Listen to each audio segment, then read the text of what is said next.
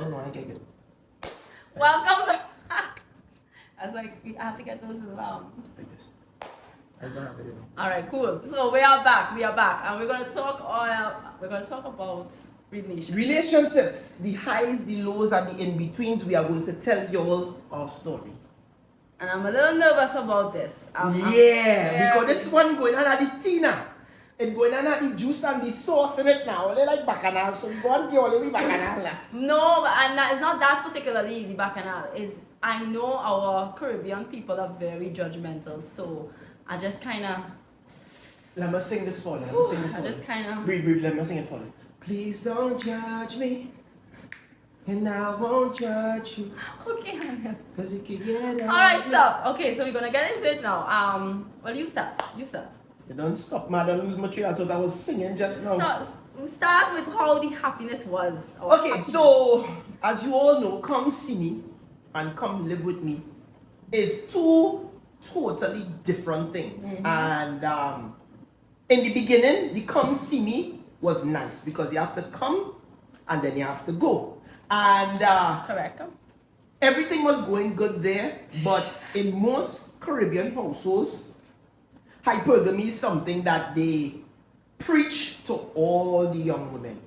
And if you don't know what that is the act of marrying someone at a higher standing in life than you. I think it's around the world too, you know. And yeah. But Caribbean parents have it bad. You had to be a doctor, you had to be a lawyer, you had to be a rich man, your last name had to end with some kind of big name. Only know where this go. Yeah. And in the minds of most Caribbean young girls, they have a whole checklist that they try to fulfill to please. We do. We have a list of, it's not about pleasing people, it's about what we've been taught. So in my mind, when I was taught what I should look for, Anil really checked off the well-dressed part, the well-spoken part, good-looking part, but he was a barber. Ambitious. Don't tell me I wasn't ambitious. Oh God, the ambitious part. Oh sorry, oh gosh. Well, obviously, I was going to your profession next. Go ahead, tell the story. I mean, he was a barber. His profession was a barber. What else I was doing? He was also working PTSD. What else I was doing? He also had cars on the roof. Now what else I was doing? And also selling clothes. So he has a lot of ambition. Oh. So I love the fact that he had all this lined up, but he still was not a who's. I was not doctor. He was not who's. And then the skin color too now. You know what is good? The skin color it's a little too dark. So that. Please, you're ridiculous. No, it had nothing to do with that. So that being said, guys, when we Come Live With Me, happened. It had all of these checklists in there that, was bubbling in Kenita's mind, and things were going good. But as time progressed, the pressure from, the outside, which is the family, the mommy, and his past, he had a past. Well, that was a Jamet. He had a past. I was bad.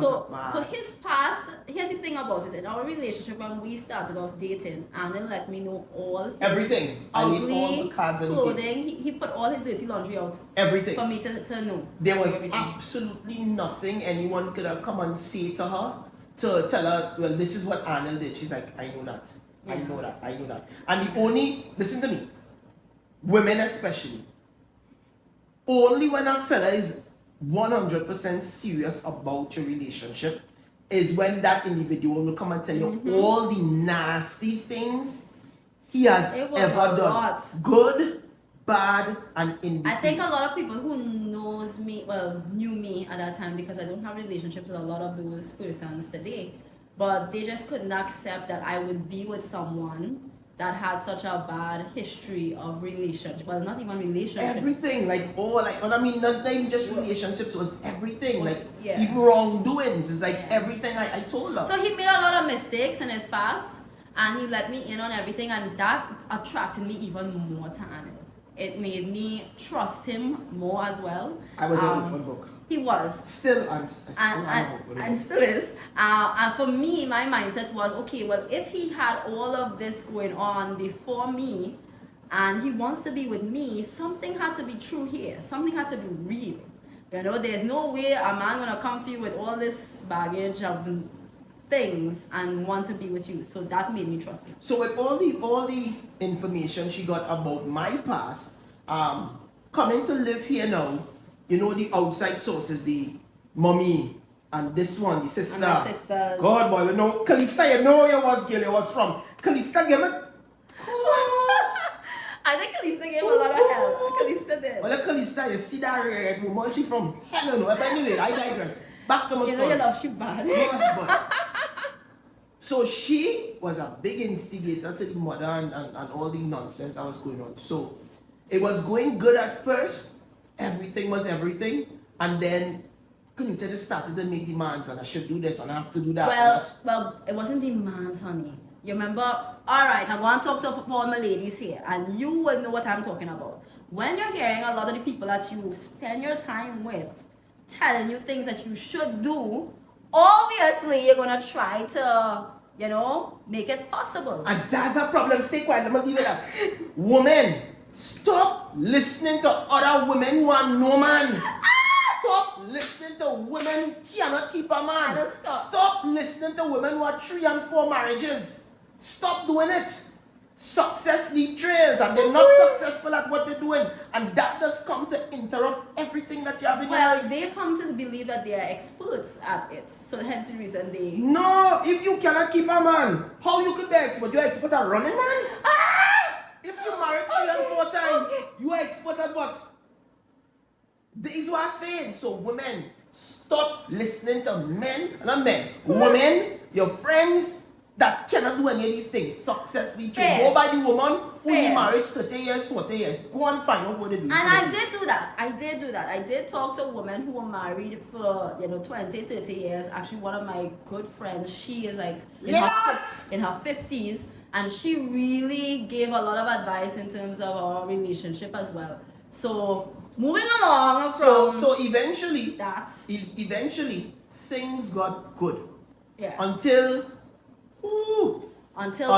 we get married only. I don't know what it is now about when you say I I do. That woman that's just here, you have to. Not I do, you have to. Well, I don't think it's all women, but I'm just going to talk for myself. I'll talk for myself, right? Because this is what happened to me. I became Mrs. James.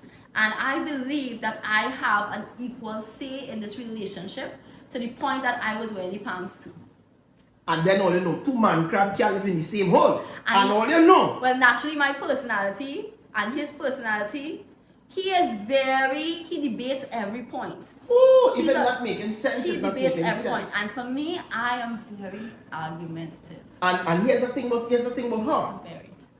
When she ain't get to see, no matter when she get, she have to say what she have to say. The conversation needs to happen now. Now, women, if you're I'm sure I'm not the only one. And I'm addressing that now. Now, women, if you are like that and your significant other is telling you, I am not in the right frame of mind to have this conversation, leave me alone. That was the hardest thing for me to develop. I swear to God. Just leave me alone. That was the most difficult. I would literally, like when we got married, now hear this, right? When we got married, we did go through counseling. And there's one thing that really helped pull me back every single time I wanted to pull out my hair because Anil just would cringe me and get me. Hold on. I would just. Anyhow, you see that word called submission? I got to understand what it really meant. And honestly, sometimes when we hear the word submission, we cringe. No. I cringe at first with it, honestly. I did. But when the pastor really broke it down for me, I understood. Hold on, you're jumping. You're playing skip rope. Stop jumping. Yes, you're playing skip ropes. Hold on. Okay. So, when we got married in 1 month. We came down on a plane from New York. I was like, yo, stay quiet. We came down on a plane from New York. I was like, yo, I'm telling a story. We come down on a plane from New York earlier and it's on the plane. Stay quiet now. You can't come down on a bus. It's hard to say a plane. If you come from New York, what else you gonna use?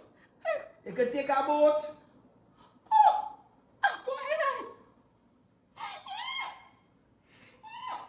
So we realized trying to rush my teeth. So we realize Kenita trying to overtalk this thing. So we're gonna give you all 2 parts. So go look at part 2.